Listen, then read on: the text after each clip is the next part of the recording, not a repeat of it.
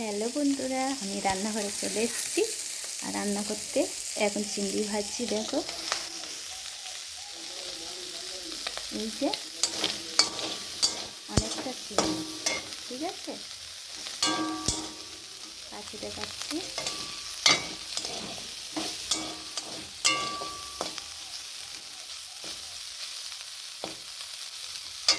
আর হচ্ছে লাউ, পুঁই শাক, আমার বাবা গাছ আর নিজের হাতে তৈরি যে লাউ গাছ করেছে, লাউ হয়েছে, আর পুঁই শাক আলু দিয়ে আর চিংড়ি দিয়ে একটু ঘাট মতন হবে, ঠিক আছে।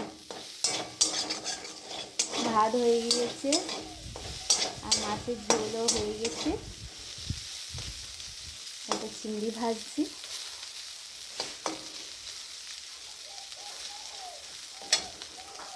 টাটা, বাই বাই, আবার পরে ভিডিওতে দেখা হবে।